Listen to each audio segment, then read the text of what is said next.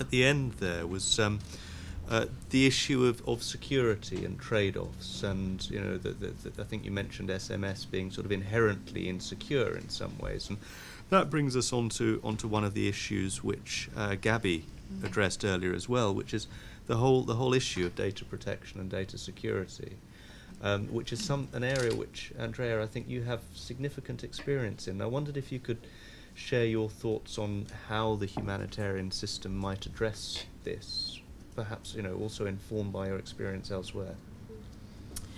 Well, thank you, Paul.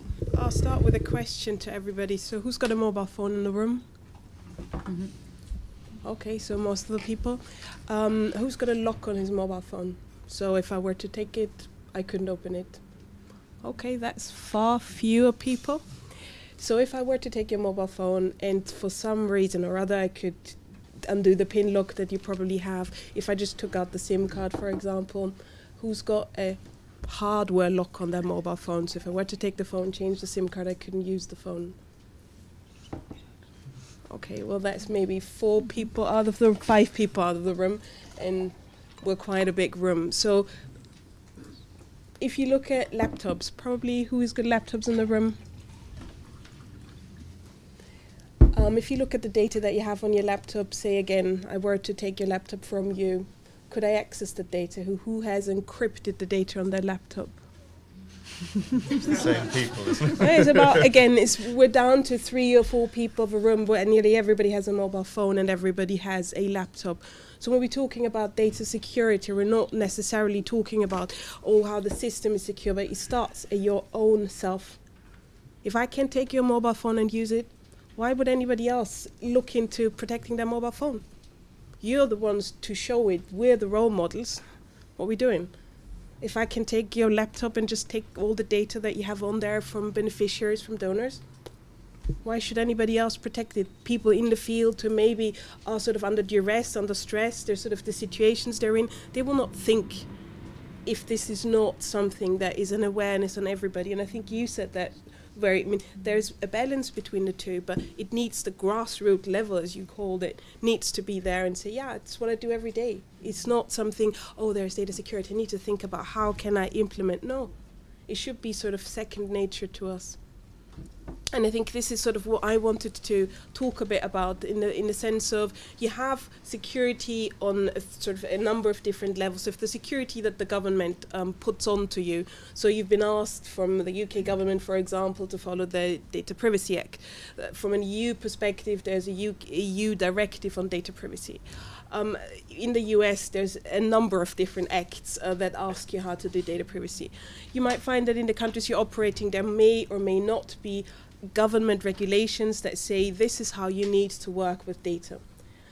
No-brainer, you need to understand those, and those need to be followed. Typically, when we're talking software, when you develop software, this is what you come across. So you can't sort of not act this. And then it depends, you may have legal departments that look into those depending on the type of organization. So that's all good.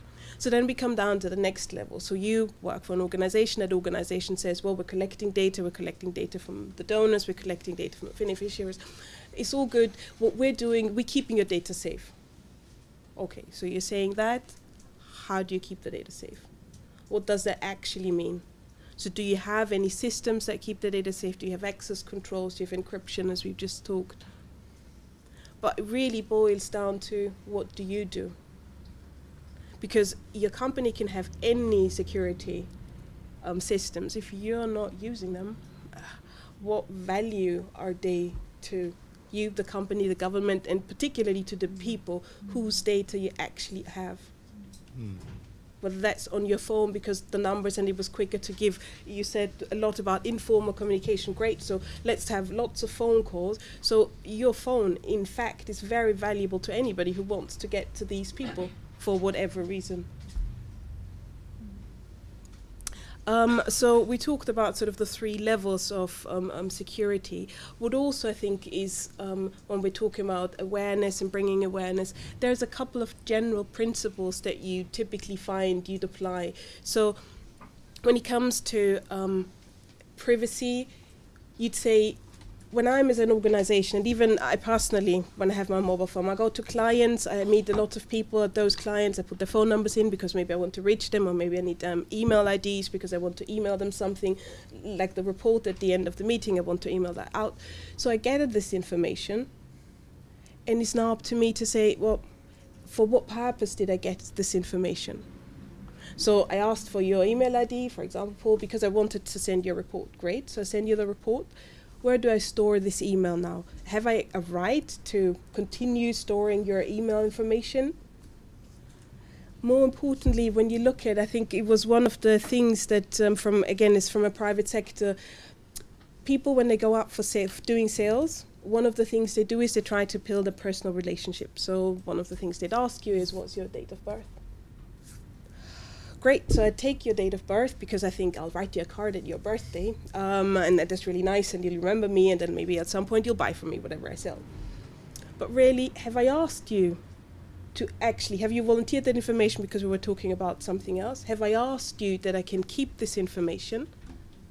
And we tend to say, well, it's natural. I mean, he said his birth date somewhere, and I'm just remembering it. It's really nice. But really, from a data privacy protection, they may use their password, their date of birth as a password. We can use it to do identity theft because you now can answer on the phone, well, who date of birth? Yeah, I know.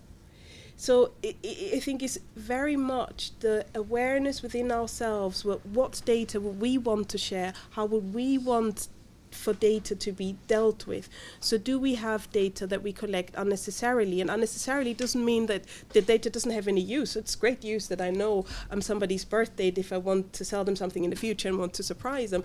But is it really necessary that I have their birth date for selling them something? No. It's also, as I said, is the purpose for which the date of birth has been requested, is that agreed? Have we two, as I sell you, have we agreed that I can keep your date of birth to send you a birthday card? If we have, great. If we haven't, maybe I should think on it again. Or I should obtain your consent. So we have a lot, and you've probably seen it on every single page that you open where you order something, where it says, please accept the terms of and conditions of privacy, or please accept that we can or cannot email you, that third parties can email you. All these sort of questions. They've done blanket statements typically in the industry, particularly when it goes to retail and selling directly to the customer, to say we can send you anything and they will all be good. But really it is also about ask consent.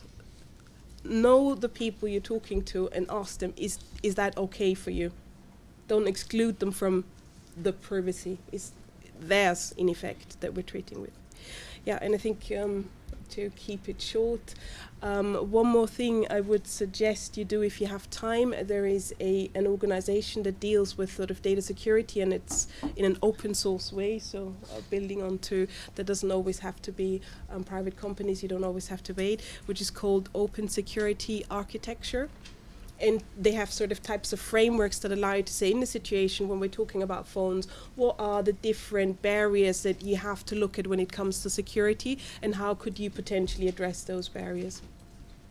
Great, thank you so much. So that was Open Security Architecture.